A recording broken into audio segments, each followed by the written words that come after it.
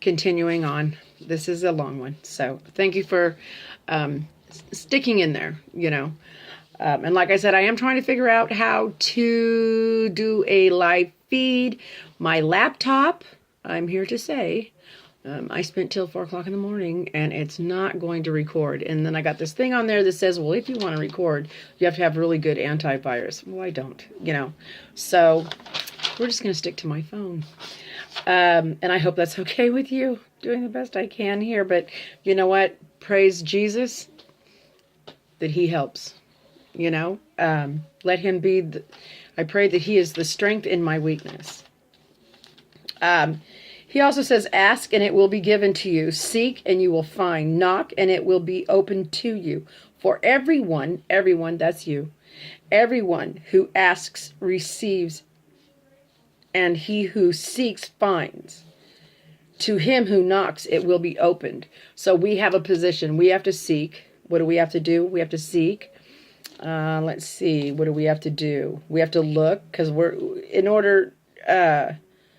if we're seeking, we're going to find him. We have to knock, and it will be open to us. So we do this, he'll do that. We do this. If you notice, he says, a lot of times it says, that is Matthew, Matthew 7. So 7:8 was for everyone who asks and receives, and he who seeks finds, and to him who knocks it will be opened. 9 is, or what man is there among you who, if his son asks for bread, will you give him a stone? Or who asks for fish, you'll give him a serpent? If you then, being evil, know how to give good gifts to your children, how much more will your Father who is in heaven give good things to those who ask him? We have to seek, we have to knock, and we have to ask. So this is our place in the relationship with him.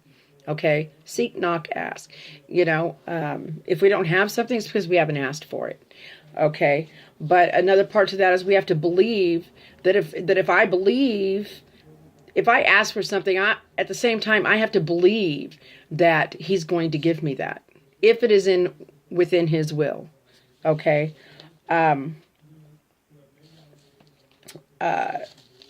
But also,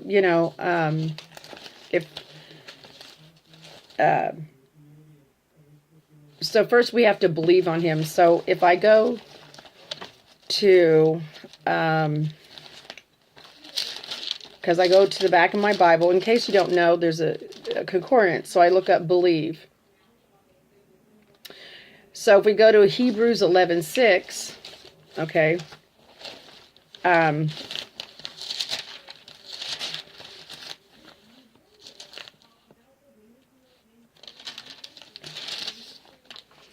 but without faith it is impossible to please him. For he who comes to God must believe that he is, and that he is a rewarder of those who diligently seek him. So not only do we have to seek, knock, and ask, we have to do it diligently. Okay? Often. If you want something, ask. When I first got saved, you don't want to do this. You don't want to, and it was for a long time, because for a long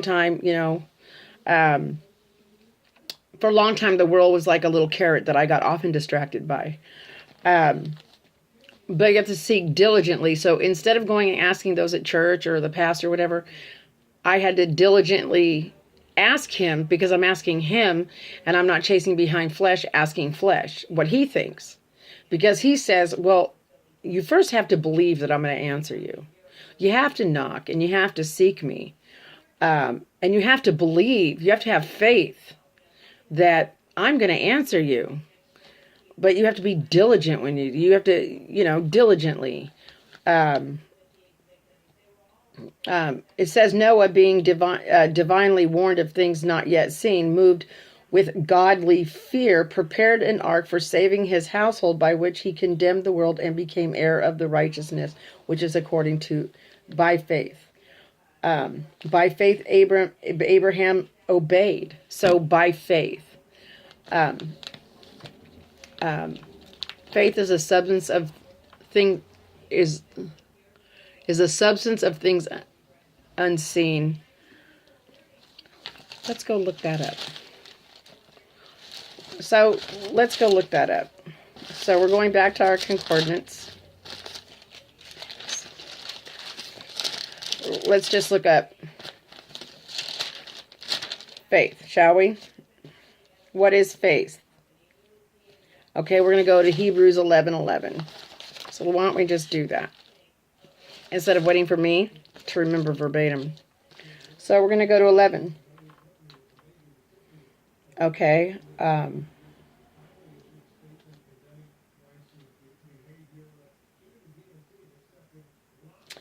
For some reason, I'm having a difficult moment. Because I get nervous. Because I'm being recorded. I told you I'm not good. I'm not good with this. I'm really not. But we're going to, that's okay. Because we're going to do it again. I kind of just, I don't know. I lost my thing there for a minute. So,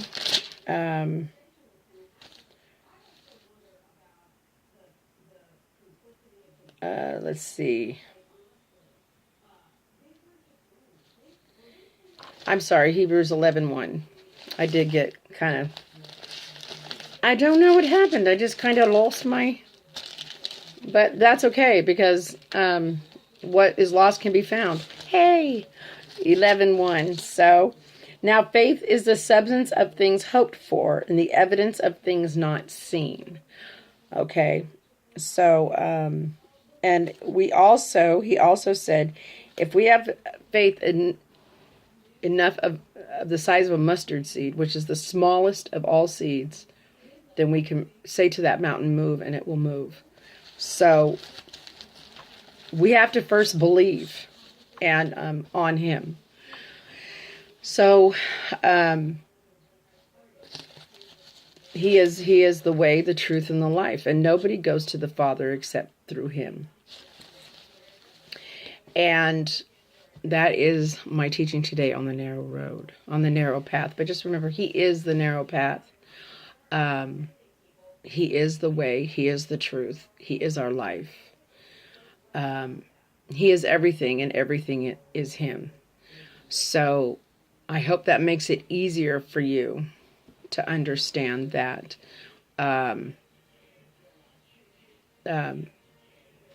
when we want to know, well, what would Jesus do?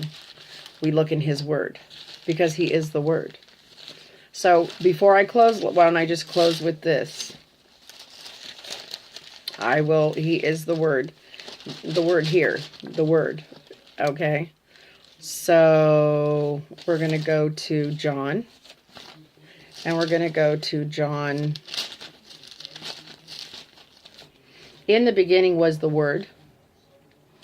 Was the word. Here. Was the word. And the word was with God. In the beginning was the word, and the word was with God, and the word was God.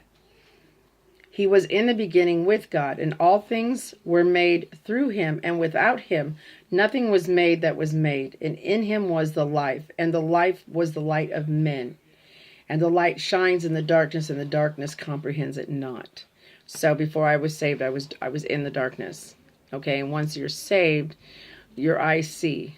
I was lost, but now I'm found. I was blind, but now I see. Okay, and the blind are in the dark. The word gives light. He is the light. Okay, also John, I want to say John 1:14.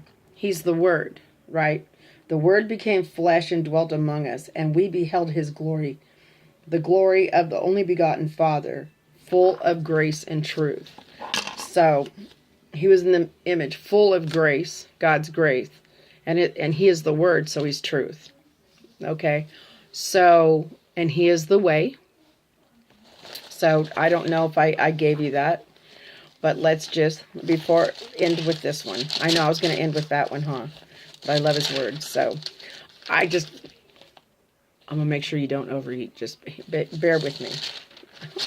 Elemental cures. Okay, so we're going to go to the concordance in the back. And we're going to go to way. So we're going to go to John 14:6. And wouldn't you know, here we are. So let him speak for himself.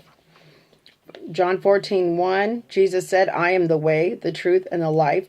No one comes to the Father except through me. And that's it. He is the way, the narrow path. And what did we say? The narrow path is thalibo, which means to press. To press hard upon, a compressed way. Okay, because he is the straight and narrow. And so I pray that this touched your heart, and that the Holy Spirit revealed some things to you, and that you will consider him as being your way, your truth, and your life, and that you will believe on him and have faith in him.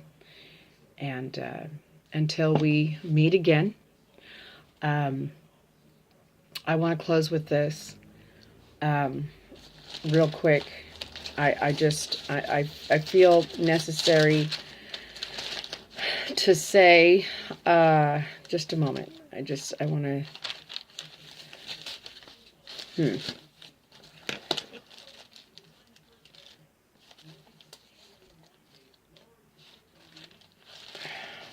Well, I just want to say that to think of your, to think of your way and to give him a chance. I